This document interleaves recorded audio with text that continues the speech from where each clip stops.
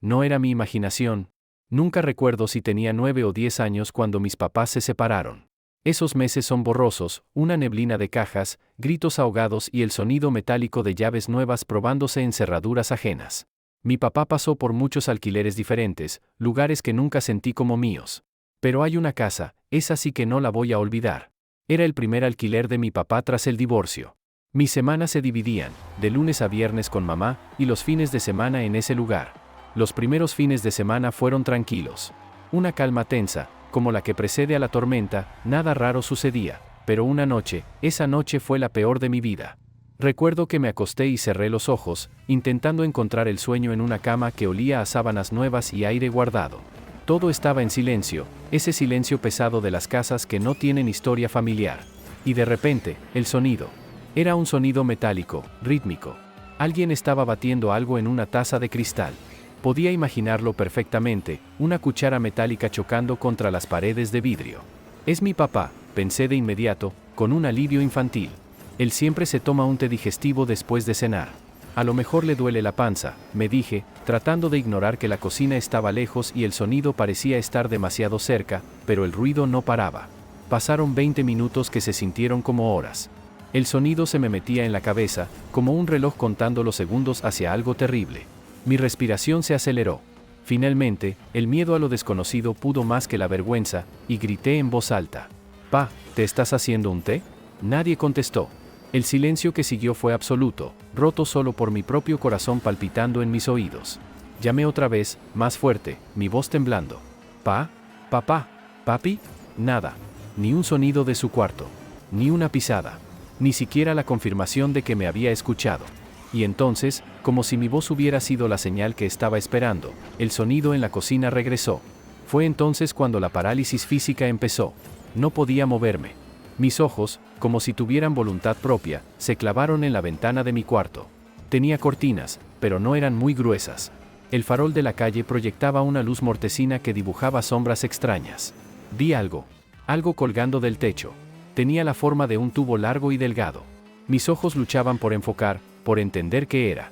Sabía que la casa tenía rejas, mi papá siempre las revisaba antes de dormir. Nadie podía entrar. Esa certeza lógica era lo único que me impedía gritar de nuevo. Y entonces, de la nada, ocurrió. Frente a mis ojos, detrás del vidrio, detrás de las rejas que me prometían seguridad, vi una mano. No era una sombra. Era una mano real, pálida, que me saludaba. Un saludo lento, deliberado, directamente hacia mí. Y tan rápido como apareció, desapareció. Entré en pánico. Fue un miedo frío que te hiela la médula espinal. Lloré en un silencio absoluto, mordiéndome los labios para no hacer ruido, esperando a que el corazón me dejara de salir del pecho. El tiempo se detuvo. Cuando por fin reuní el coraje necesario, salté de la cama y corrí como si me persiguiera el mismo diablo hasta la pieza de mi papá. Me metí en su cama, llorando, contándole todo, buscando su protección.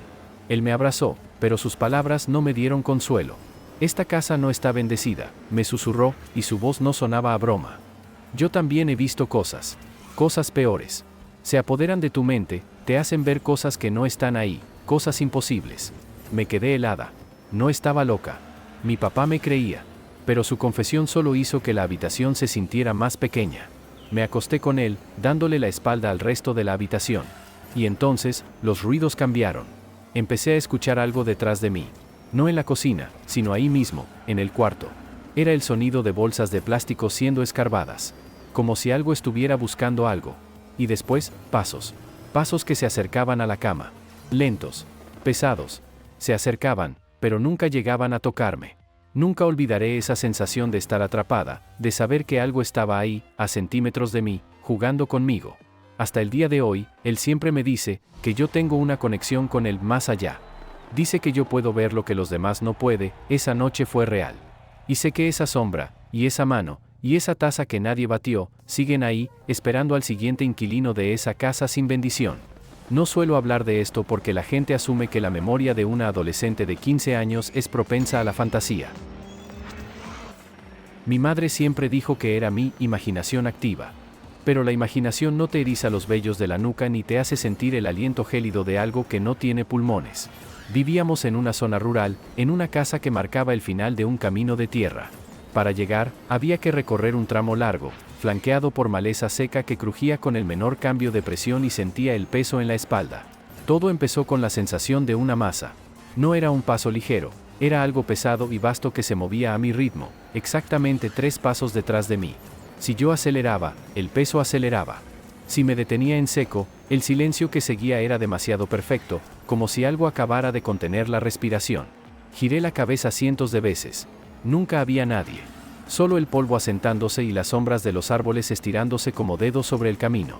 A mitad de ese trayecto, la calle se abría hacia una vieja capilla con un cementerio adjunto. Era un lugar donde el tiempo parecía estancarse. Casi todos los días había entierros, la tierra siempre estaba fresca, removida.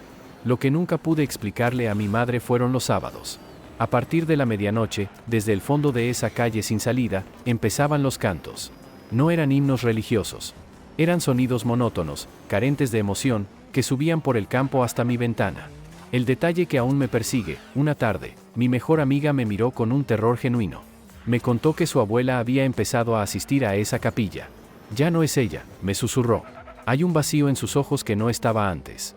En esos 3 años, la muerte se volvió una constante en el camino. No pasaba una semana sin encontrar animales muertos en las zanjas, pájaros con las alas rotas, perros callejeros que simplemente se habían desplomado. El pueblo decía que era el clima o los depredadores, pero yo sentía la tensión eléctrica en el aire, como si el suelo mismo estuviera absorbiendo algo. Lo peor eran los susurros. No eran voces claras, sino siseos que rozaban mi oído justo cuando pasaba frente a la reja del cementerio. Sentía que algo me tiraba del cabello, una brisa repentina y violenta que solo me rodeaba a mí, mientras las hojas de los árboles alrededor permanecían inmóviles. Me mudé hace años, pero la sensación de ser perseguida se quedó grabada en mi sistema nervioso. Hasta el día de hoy, evito los caminos sin salida. Porque sé, con una certeza que me hiela la sangre, que en esa capilla algo se alimentaba de nuestro miedo, y que esa sombra grande nunca dejó de caminar por ese sendero de tierra. Dicen que los niños habitan un mundo donde la frontera entre lo vivo y lo muerto es todavía una línea borrosa. Para mí, a los 6 años, esa línea se sentaba todas las tardes en el sillón de la sala de mi tía. Mientras ella se ocupaba en la cocina, el eco de los platos era mi única compañía real. Yo me instalaba en la alfombra, rodeado de soldados de plástico y autos de madera, sumergido en mi propio universo. Pero nunca estaba solo. Siempre, sin falta, la veía por la comisura del ojo. Era una silueta nítida pero fugaz, una señora de cabello blanco, tan blanco que parecía brillar contra el tapiz oscuro del sofá. Estaba allí, sentada con una postura perfecta, observando mis juegos en un silencio absoluto. Nunca me habló, nunca se movió, pero su presencia era tan sólida como el aroma a café que flotaba en la casa. Como yo era un niño, no sentía miedo. Para mí, ella era simplemente parte del mobiliario de las tardes. De hecho, inventé un juego, el juego de la desaparición. Me concentraba en mis juguetes, sintiendo su mirada fija sobre mi nuca. Luego, contaba mentalmente hasta 3 y giraba la cabeza con la rapidez de un rayo, intentando atraparla, queriendo ver cómo se desvanecía el blanco de su pelo. Pero siempre era más rápida que yo. Al clavar la vista en el sillón, solo encontraba los cojines hundidos, el vacío y el silencio. Volvía a mis cosas y a los pocos minutos, la mancha blanca regresaba a mi visión periférica. Estaba ahí de nuevo, esperando. Hoy, años después, esa imagen ha dejado de ser un juego inocente para convertirse en una pregunta constante.